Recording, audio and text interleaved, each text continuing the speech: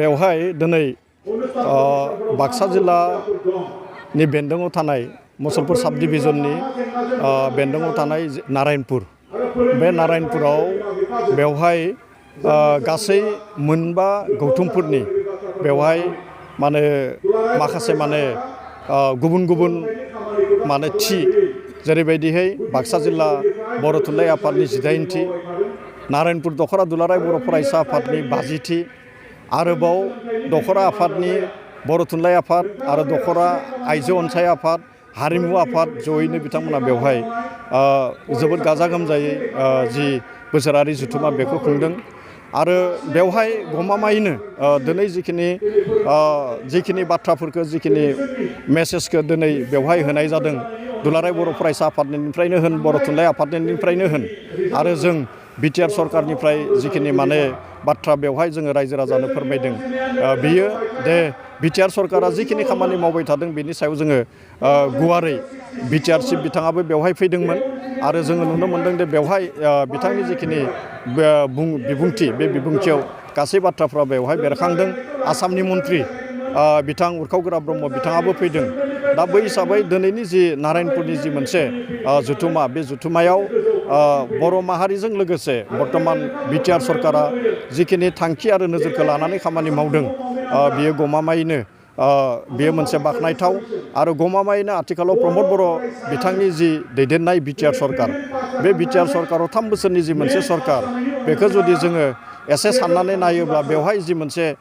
देरहासारनाय बेवहाय जि मोनसे जाफुंसारनाय बे जाफुंसारनायखौ जोङो नुनो मोनो आं मोनसे बिदिन्थि होनो नागिरदों बे बिटिसि सुक्तिया 2003 मायथाइयाव जादों 2003 मायथाइयाव बिटिसि सुक्ति जानायनि उनाव बेवहाय 4 जिल्ला सोरजि जादों आरो बे गोलाव सम नैबे 2003निफ्राय आगोल समसिम नैबे जोंनि बिटिसि ओनसोलाव थानाय जि 4 जिल्ला बे 4 जिल्लानि जि मेट्रिकनि रिजाल्ट चिरां जिल्लानि जि रिजाल्ट बे रिजाल्टआ जोबोद गाहायाव थायोमोन नाथाय नुनो मोनदों 2020 मायथाइयाव प्रमद बर' बिथाङा बिटिआरनि गाहाय खुंगिरि हिसाबै जेब्ला बिबान लायो 3 बोसोरनि गेजेराव जों नुदों दे बेवहाय सोलोंथाइनि जि बिथिं बे सोलोंथाइ बिथिङाव चिरां जिल्लाया आसामनि मादाव बयनिख्रुइ सेथि 89.86 जौखोन्दो लानानै आसामनि बिथोराव बयनिख्रुइ गोजौ थानो हादों आरो बाक्सा जिल्लाया हायार सेकेन्डारि जि हायार सेकेन्डारि बिगियाननि जि मोनसे रिजाल्ट बे रिजाल्टआव आसामनि बिथोरावनो बयनिख्रुइ बेयो सायाव थानो हादों दा बे बाथ्राफोरखौ जोङो नुनो मोनदों आरो बेनिखायनो गमामायैनो बर'नि जिखिनि माहारियारि आफादफोरा जेरैबायदि खामानि मावदों आरो आथिखालाव प्रमद बर' दैदेननायनि जि मोनसे सरकार बिटिआरआव बेयो जेरैबायदि खामानि मावदों नैबे बिटिआर ओनसोलाव जोङो गुबुन गुबुन जौगालु हाबाफारिजों लोगोसे बेवहाय जि सुबुं सम्पद जौगानाय बे सुबुं सम्पद जौगानायखौ जोङो मोननो थांगासिनो दङ बिटिआरनि जि सरकार बे सरकारनि दैदेननायाव गासै 21टा आइटेमनि सायाव बियो जादों आरो बेनि जिखिनि दफे पार्ट जिखिनि जिरायनाय बेखिनि जिरायनाया बियो जानानै थांबाय आरो बेयो जोबथा मोनसे थासारियाव बियो सफैबाय गमामायैनो जोङो बर'नि जिखिनि जोंनि माहारियारि जिखिनि बेसाद मुवाफोर जेरैबायदिहाय जोंनि आर'नाइ जोंनि जाग्रा जेरैबायदि अनला जेरैबायदिहाय नारजि नाफाम बैफोरो जोंनि बर'नि गुबै मोनसे आदार जाग्रा आदार आरो बैफोरखौबो जिअ'टेकनि गेजेरजों बै माखासे मुवा बेसादादि बर'फोरनि बेखौ नैबे गायसननो थाखाय बिटिआर सरकारा बेखौ नाजागासिनो आरो बियो गमामायैनो थाबैनो बेनि जि मोनसे गनायथि बे गनायथिखौ मोननो थांगासिनो दङ जिआइटेकनि गेजेरजों जोंहा गोख्रोंसिन जागोन दा आर'नाइयानो जोंनि मोनसे सिनायथि नाथाय आथिखालाव जोङो नुनो मोनदों दे गुबुन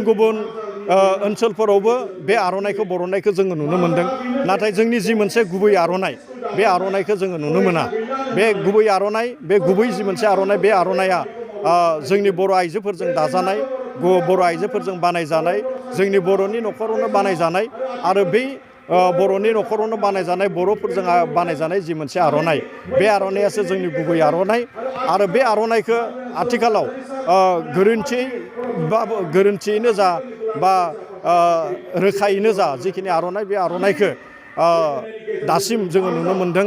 दे खालि बर'फोराल' बाहाया बर'फोराल' बाहाया बेखौ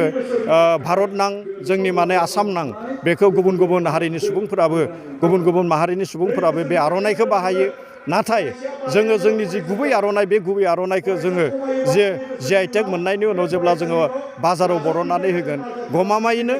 जोंनि बुहुम भारत नां जिखिनि मानसिफोरा आर'नाइखौ बाहायो जोंनि आसाम नां जिखिनि गुबुन रावारि सुबुंफोराबो आर'नाइखौ बाहायो बे गुबै आर'नाइखौ बाहायनो मोनगोन आरो बेखौ रावबो माने 2 नाम्बार खालामनो हानाय जि मोनसे राहा बे राहाया थाहैनाय नङा।